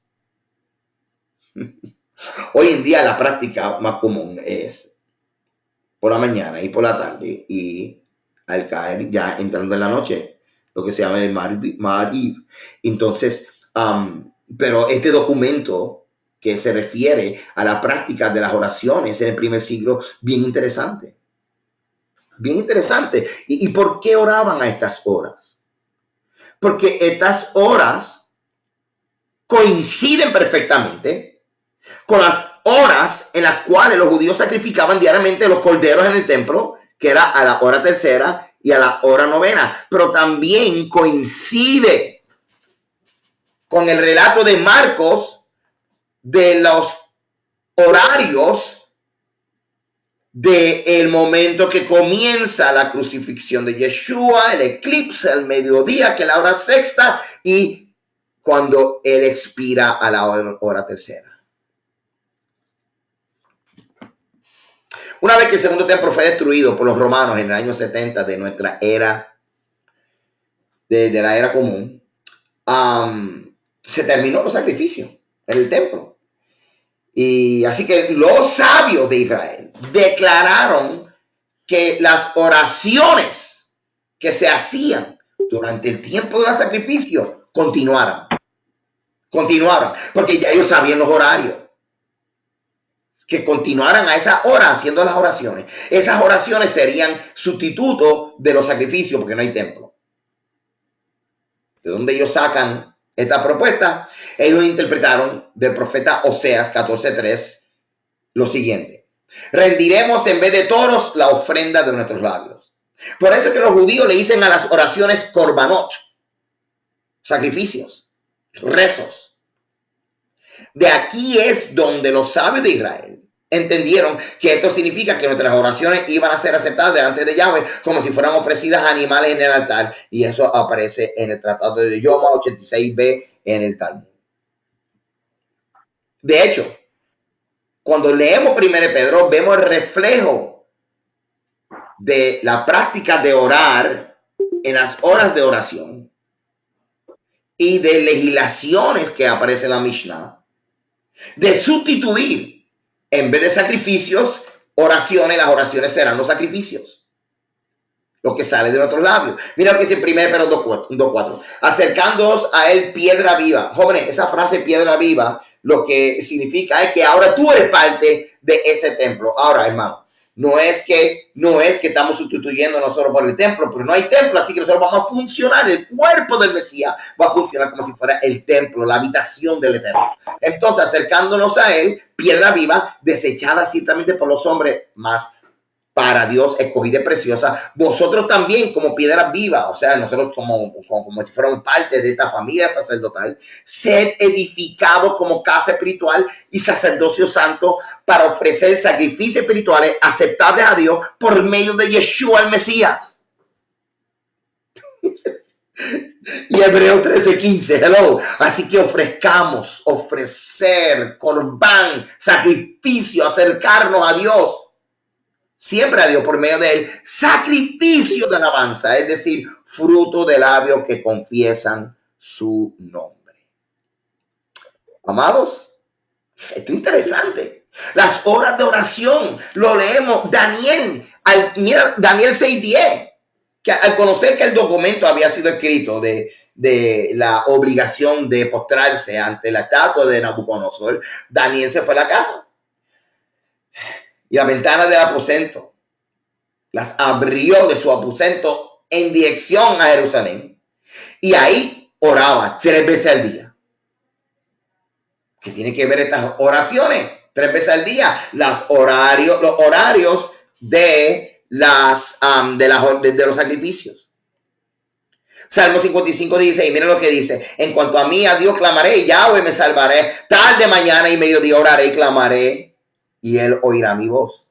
¿De qué estamos hablando? De las horas de oración. Hechos capítulo 2, verso 1. Cuando llegó el día de Pentecostés, estaban todos unánimes juntos, y de repente vino del cielo un estruendo como de un viento recio que soplaba, la cual llenó toda la casa donde estaban sentados, y se les aparecieron lenguas repartidas como de fuego, asentándose sobre cada uno de ellos. Fueron todos llenos del Espíritu Santo y comenzaron a hablar en otras lenguas, o sea, otros idiomas, según el Espíritu le daba que hablase. Entonces Pedro, poniéndose en pie con los 11, alzó la voz y les habló diciendo: varones judíos. Todo esto está ocurriendo en el área del pórtico de Salomón. que es a mano derecha de donde el cojo fue sanado. Entonces Pedro, poniéndose en pie con los 11, alzó la voz y les habló diciendo: varones judíos y todos los que habitáis en Jerusalén, esto os sea notorio y oíd mi palabra, porque estos no están borrachos, no están ebrios, como vosotros suponéis, pues que es la hora tercera del día. ¿Y cuál es la hora tercera del día? A las 9 de la mañana, la hora en que Yeshua fue crucificado. Se convirtió en una hora de oración, no desde Yeshua, sino ya cuando Yeshua muere ya era una hora de oración. Se convierte en la hora de oración cuando comenzaron a instituir en el tabernáculo y en el templo las horas de oración según Éxodo y Número. Por la mañana y por la tarde poner a los 2 corderos. Mira cómo la Biblia habla de la tercera hora. Mira, en Hechos capítulo 3 habla de la novena hora. Interesante, ¿verdad? Mirad Hechos 10:9. Al día siguiente, mientras ellos iban por el camino y se acercaban a la ciudad, Pedro subió a la azotea para orar cerca de la hora sexta. ¿Cuál era la hora sexta? A las 12. En ese momento, hermano, hay una transición en el templo donde están preparándose ya para sacrificar el segundo cordero, que es el que van a poner en el altar a las 3. Pero también a la hora sexta, que es la hora del mediodía, era cuando hubo una oscuridad, cuando Yeshua muere. ¿Cree usted que todo esto es casualidad? ¿Cree usted que esto es simplemente al azar? Cuando Zacarías fue a presentar el incienso, hermano, era durante la ofrenda tamid. Y se está haciendo la oración de la midá. La gente que estaban afuera estaban haciendo la oración de la midá. Hermano, estamos hablando de oraciones que muchos de nosotros hacemos en nuestras congregaciones, pero no nos hemos dado cuenta que estas oraciones están repasando el servicio del templo. Mira lo que dice en el Salmo 141:2. Suba mi oración delante de ti como el incienso, el don de mis manos como la ofrenda de la tarde. Aquí estamos viendo, hermano, que el incienso era una representación también de las ofrendas de los santos, las oraciones de los santos, la tuya y la mía. Mira lo que dice en Apocalipsis 8:1-4. Cuando abrió el séptimo sello, se hizo silencio en el cielo como por media hora. Y vi a los 7 ángeles que estaban en pie ante Dios. Y se les dieron 7 trompetas. Otro ángel vino entonces y se paró ante el altar con un incensario de oro. Y se le dio mucho incienso para añadirlo a las oraciones de todos los santos sobre el altar de oro que estaba delante del trono. Y de la mano del ángel subió a la presencia de Dios el humo del incienso, que son las oraciones de los santos. ¿Usted está viendo esto? ¿Usted está viendo esto? Mire, hermano, de verdad. En cuanto al PowerPoint, lo voy a dejar ahí. Porque definitivamente hay tanto material. Hay tanto material, hermano, que nosotros literalmente vamos a necesitar mucho más tiempo para poder traer todas estas enseñanzas. Pero por lo pronto, hermano, esto es algo que yo quiero que usted entienda y sobre todas las cosas me pueda comprender. A veces, hermano, los prejuicios son solamente indicadores de que estamos reaccionando con miedo ante cosas nuevas o cosas que no conocemos. Tenemos que aceptar, hermano. Tanto el Tanakh, o sea, el Antiguo Testamento, como el Brit Hadashah, el Nuevo Testamento, tienen un contexto. Y gran parte de ese contexto tiene que ver con el templo y con la aplicación de la Torá como documento legal. Lamentablemente, el templo y la aplicación de la Torá como documento legal son una de las cosas que menos se estudia y menos se hace. Así que, ¿qué es lo que está ocurriendo? ¿Qué es lo que está ocurriendo? Lo que está ocurriendo es lo siguiente, que la gente lee un texto y lo que hay es especulación. Por eso es que en vez de enseñanzas que le den sentido a la escritura, ¿sabe que eso era una de las funciones de los levitas? Darle sentido a la Torah, darle sentido a la escritura. Pero ¿cómo tú le puedes dar sentido a la escritura si tú no entiendes el contexto? ¿Cómo tú vas a llevar una interpretación responsable sin contexto? Porque si tú no sabes el contexto, no vas a poder interpretarlo correctamente. Y si no lo interpretas correctamente, el mensaje de aplicación va a estar incorrecto. Porque dependiendo de la interpretación, es la aplicación. Y si usted tiene la interpretación mal, va a tener la aplicación equivocada. La interpretación equivocada viene por la ausencia del contexto. Así que yo los motivo, hermano, para que continúen siempre estudiando con el hermano Rico y con los maestros que él presente aquí. Que apoyemos a Teshuvah, que apoyemos los servicios del templo. Si usted no se ha registrado para la conferencia del templo en Orlando, y hoy lo que enseñamos fue apenas una pequeña muestra de cómo se puede entender la escritura si estudiamos el templo. Esto es una pequeña muestra, hermano. Imagínate esto estar intensivo 3 días estudiando el templo. Es maravilloso. Y más este año que mi hermano Rico trae entonces el dispositivo maravilloso de poder ver el templo virtualmente. Y todo lo que te estaba presentando, como la puerta de la Hermosa, el acceso al Nicanor, el Azará, que es el lugar donde estaba la corte de Israel, la corte de los levitas, el altar de holocausto, todo eso que tú lo puedas ver literalmente, dimensionalmente. Y puedas ver y entender lo que está ocurriendo en el trasfondo de la narrativa bíblica. Hermano, es impresionante. Así que yo los invito a que estudiamos y que consideremos. Mira, cuando, cuando por primera vez yo escuché y vi oraciones que se hacían con, ¿verdad? Con los rezos, las oraciones, ok, del Sidur. Yo decía, pero ¿para qué yo voy a hacer estas oraciones si orar es abrir mi corazón y hablar con Dios? Bueno, eso es cierto, orar es hablar con Dios. Pero yo no había estudiado y yo no sabía que el concepto original de la oración no era pedir a Dios. Lo voy a repetir. El concepto original de la oración no es pedir a Dios. El concepto original de la oración está reflejada en la misma función de los sacrificios. ¿Sabes cuál es? La palabra sacrificio viene de la palabra corbán, ¿verdad que sí? Esa palabra corbán tiene una raíz que es karab. Karab lo que significa es acercarnos a Dios. Así que los sacrificios tenían la función de acercar al israelita a Dios.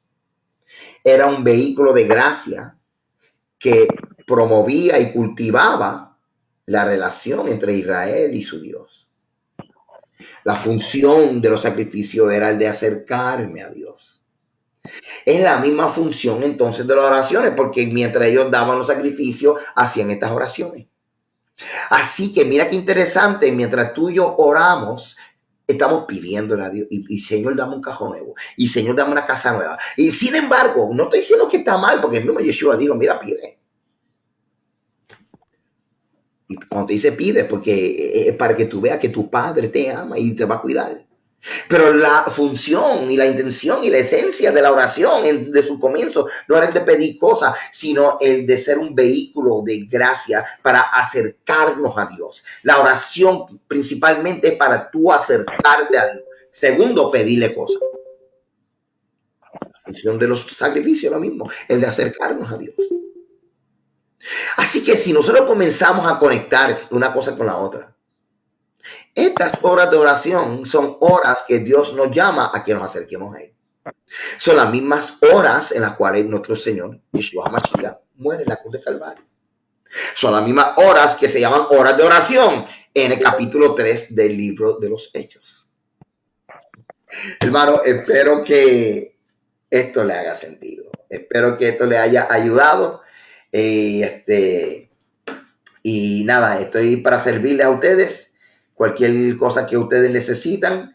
Y estamos aprendiendo. Estamos aprendiendo y hay varios hermanos, ¿verdad?, que no sabían del estudio, pues porque como Rico está afuera, a lo mejor pensaban que no estaban, pero si ustedes me hacen el favor y de compartir en sus páginas el accesar este tema para que puedan entonces verlo en la página de Teshuva y en el mismo chat de metodología, pues bombardearlo, anuncien, mire hermano, hoy tuvimos clases y busquen, esperen el enlace, si les fue de bendición, así también lo comparten. Así que, amado, ¿qué más le puedo decir? El Señor te bendiga, el Señor te guarde y será hasta la próxima. Espero que hayan disfrutado esta enseñanza de el contexto del tercer capítulo del libro de los Hechos. El Señor les bendiga y el Señor les guarde. Shalom.